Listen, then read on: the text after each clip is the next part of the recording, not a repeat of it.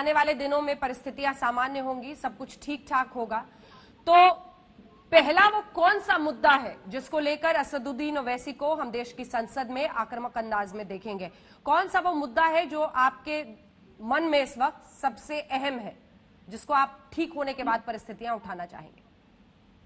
ये मोदी सरकार ने जो अनकॉन्स्टिट्यूशनल अनप्लान लॉकडाउन की वजह से देश के 25 करोड़ माइग्रेंट लेबरर्स को बर्बाद कर दिया, उनकी मौत के जिम्मेदार है, उनके भूख के जिम्मेदार हैं। और जो नौकरियां चले गई हैं 12 करोड़, कभी आने वाली नहीं है।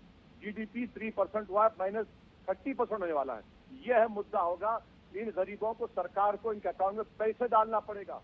अब या तैयार हो जाइए, देश की जनता को बताना चाह रहा हूं कि बहुत बुरे दिन आने वाले हैं। और इसलिए कि मोदी सरकार की गलत प्लानिंग की वजह से, इनके धोखे की वजह से लोगों को कह दिया कि थाली बजाओ, दिए जलाओ। आज 25 करोड़ लोग नौकरियां को बेरोजगार हो चुके हैं। अच्छा सर, ठीक है, एक सवाल मेरे मन में जो शुरू में भी मैं पूछना चाह रही थी, लॉकडाउन लागू करने की सही नीति क्या होती है? अगर अनप्लान्ड था तो सही तरीका क्या है? मैडम सही तरीका यह होता कि मुझे और आपको 10 दिन का टाइम दिया जाता। सर फिर तो संक्रमण बढ़ जाता ना। पहला केस 30 जनवरी को आया था सर।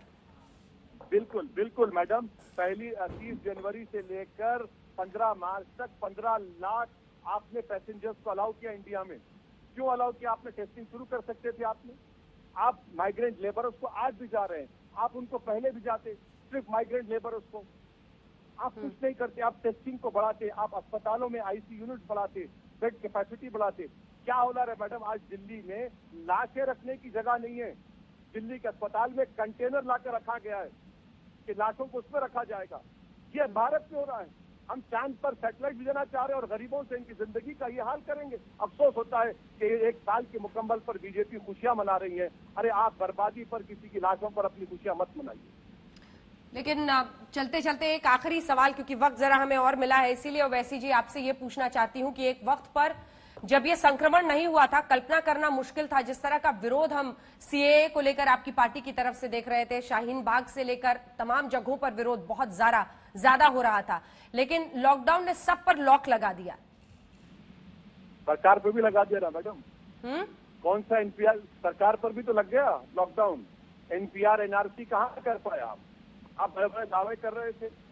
मैं स्टेटिस्टिकली कह रहा हूँ, कोई खुशी में नहीं कह रहा हूँ, वरना कल चला देंगे दूसरे चैनल वाले के असदुद्दीन ओवैसी ने अंजन ओम कश्यप के साथ लॉकडाउन का मजाक उड़ाया। नहीं, आपके सवाल का जवाब दे रहा हूँ। लॉकडाउन की वजह से ना आप एनपीआर कर सके, ना एनआरसी कर सके। अच्छा मैडम एक बात बता, ये बोलते हैं ना कि इतना इनके पास अकाउंट है। अरे भाई, आप माइग्रेंट लेबरर्स का आपके पास क्या है बताइए ना।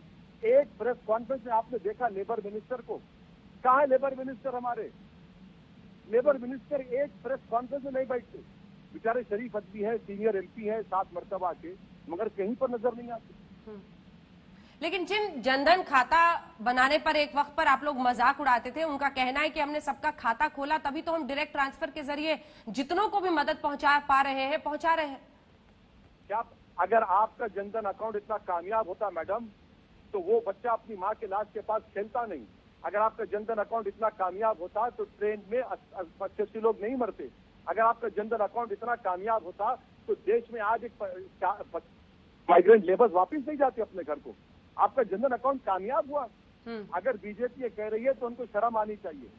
हकीकत की दुनिया में आइए, रियलिटी को फेस करिए। अगर आपका जनधन अकाउंट इतना कामयाब होता तो ट्रेन में लोग पानी के लिए नहीं मरते। ये जनधन अकाउंट है आपका।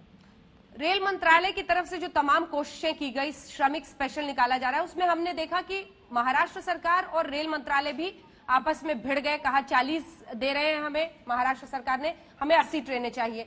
पीयूष गोयल जी ने रात में ट्वीट किया कि हम 125 देने को तैयार हैं, आप हमें लिस्ट दे दीजिए। रात के 2 बजे तक वो वेट करते रहे, फिर उन्होंने ट्वीट किया कि मुझे अभी तक सूची नहीं मिली है, और फिर पता चला कि उन्होंने 45 ट्रेनों की सूची दी थी, जिनमें से 4 पश्चिम बंगाल के थे, अम्फान तूफान की वजह से नहीं जा सकते थे, तो 41 गए।